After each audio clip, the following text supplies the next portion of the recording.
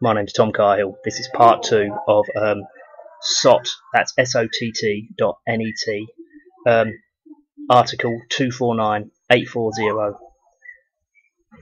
From internet troll to psychopathy expert, the con artist of Thomas Sheridan. This is part 2. My name's Tom Cahill, as I said. It's Wednesday, and it's the 3rd of September 2014. Okay, right.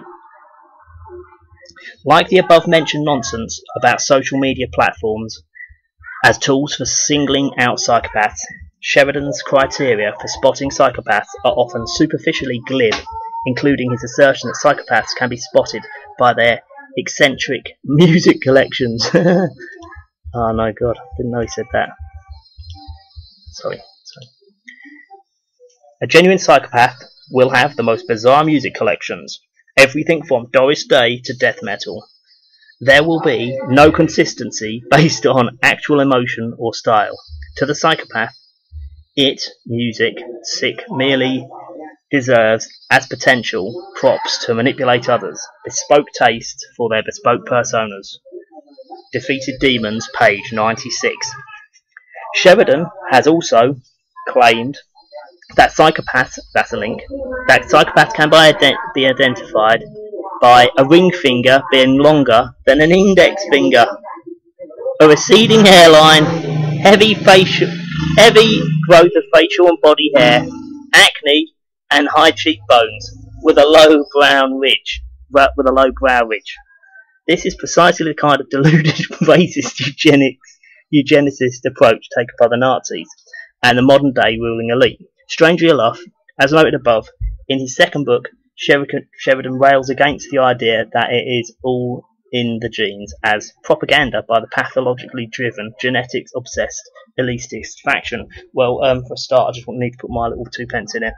That thing about having your eyes too close together and having a sloping psychopathic forehead is a fact, that because it means you've got an underdeveloped frontal lobe. So they're talking rubbish there. But yeah, it would appear that he's kind of contradicted himself. He's not been clear enough in his first book. Yeah, but I don't think high cheekbones has got anything to do with it. I think just often it makes it look like you got high cheekbones because that bit when that sort of comes forward, it kind of sweeps your cheekbones out.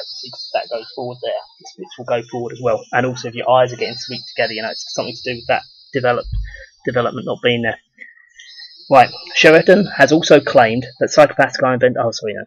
In May this year, a thread was opened on our forum by members discussing Sheridan's odd stance against genetic psychopathy described in Defeated Demons, as well as the vehemence against the UFO phenomenon and channeling that he was beginning to voice on radio interviews and post to his Facebook page, where he described himself as a punk rock psychologist. Above all, he is a wanker, isn't he? He is a fucking wanker. Like, I didn't know he'd said that. Above all, it was the absolute certainty in Sheridan's writing that raised eyebrows. Above all, it was the absolute certainty in Sheridan's writing that raised eyebrows. Sheridan's vitriolic stance against channeling as the work of the devil is particularly interesting. There are numerous instances in history of science where the great minds we eulogize today made discoveries via unorthodox inspiration. Think of the discovery of the benzene ring. That's B-E-N-Z-E-N-E ring. You won't see this mentioned on Wikipedia, but Frederick K-E-K-U-L-E Kekulé chanced upon this important discovery thanks to serendipitous intervention of a dream. The extraordinary Hindu Ramanujan, one of the world's greatest mathematicians, lived at the turn of the 20th century. His name is spelled R-A-M-A-N-U-J-A-N. He was entirely self-taught and produced an enormous amount of work that has inspired a vast amount of further research and is still being plumbed for its secrets today. Before dying at the tender age of 32, Ramanujan claimed that he received his ideas through dreams in which complex equations were channeled into him by a goddess. It looks like, yeah, this is from Wikipedia. Ramanujan credited his acumen to his family goddess, Namagiri of Namakkal. He looked to her for inspiration in his work, and claimed to dream of blood drops that symbolized her male consort. Narasimha, after he would receive visions of scrolls of complex mathematical content unfolding before his eyes. He often said, "An equation for me has no meaning unless it represents a thought of God." Right. The Man Who Knew Infinity, A Life of the Genius, Raman Ujan. It looks like they've actually got some, like quite good links here. And it continues right now, but I'm not going to read about that anyway because it's irrelevant now. Sheridan's particular beef with channeled material is reminiscent of Stuart Swerdlow's assertion that any channeled information is crap. It is 100% disinformation. Swerdlow is a self-styled metaphysical world leader who claims to have spent 13 years as part of the Montauk Project, a series of US military mind-control experiments. Think The Men Who Stare at Goats. Arkadiusz Kadzik, ARKADIUSZ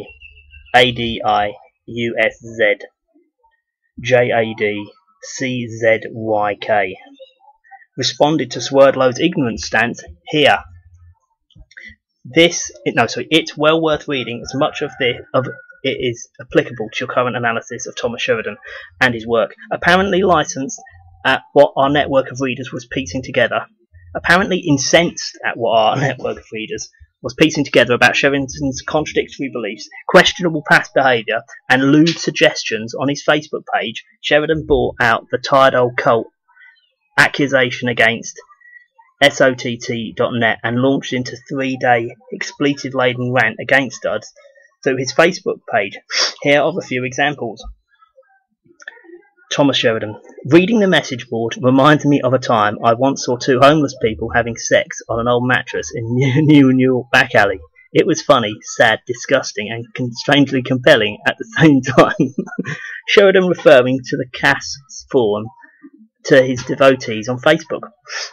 Thomas Sheridan. Fuck off, Humberto, and stop polluting my wall with crazy cult shit. Do something useful like get me a pizza and beer. This woman does nothing but ad hominem attacks when you read that board. Get your head out of your ass. Just go and fucking leave, or stay and become a fucking man.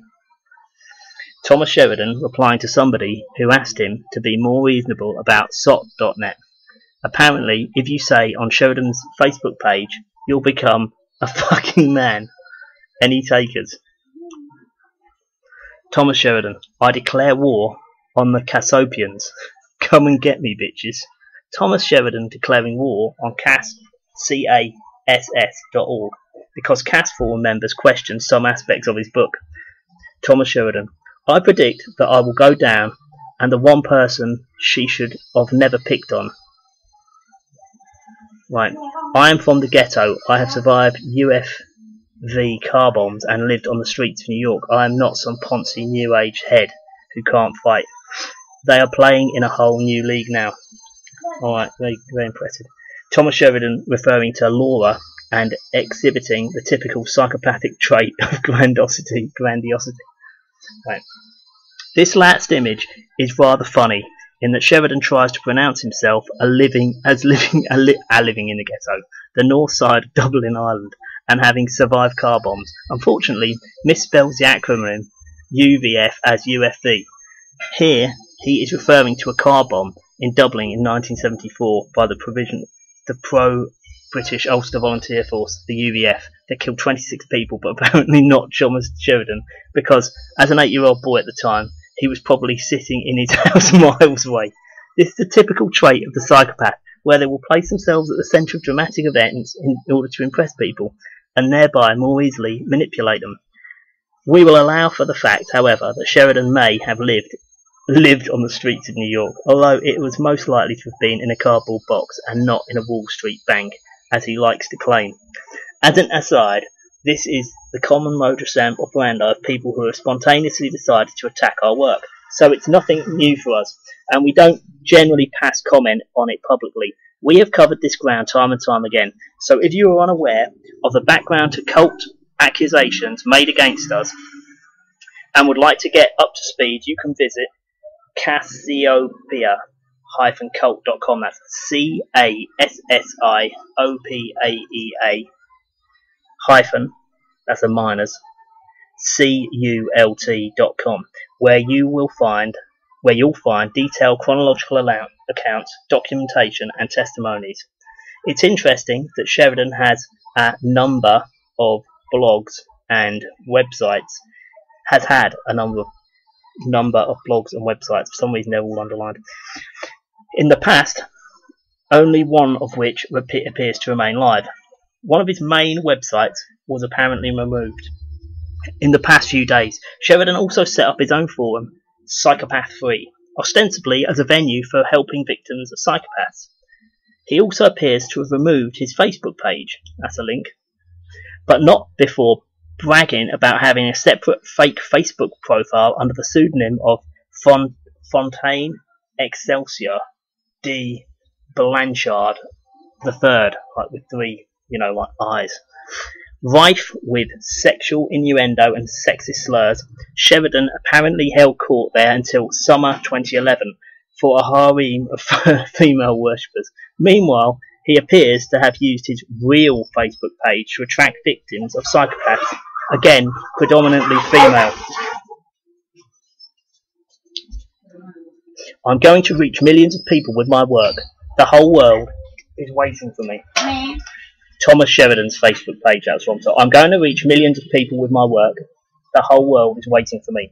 We had been hoping against hope that Sheridan would come around and really grok psychopathy, but his recent behaviour, coupled with information sent to us anonymously about his checkered past, left us with little choice but to share our findings with the public. We wonder how, if Sheridan were to use his own criteria for spotting a psychopath, he might diagnose someone writing this kind of trash on public forums. This is an excerpt. I'm sexy, good-looking, talented and creative, beautiful, gifted Irish Catholic by baptism, Catholic with a small C, by the way, boy with a big acrobatic dick and a heart of gold, and I will not say sorry for this. This is me, this is my life, and that's that. That's quite good, I quite like that one. One of many similar posts by Thomas Sheridan, KFUZZBOX at tinet.ie, that's Kfuzzbox at tinet.ie on a Google Groups board. See this link for the full extent of Sheridan's pathology, and here's the counsel of victims of psychopaths, a majority of whom are women, holding forth on women. This is an excerpt. The first thing I think about when I see a woman is fucking her. I admire a woman as much for vagina and tits as I do for her brain, if not more. I love putting my dick inside a woman, liberated or not. My knob can't tell the difference.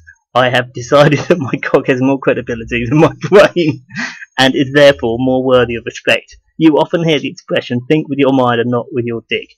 Well, I think it's a pile of Protestant rubbish, and I'm Catholic, so to hell with that.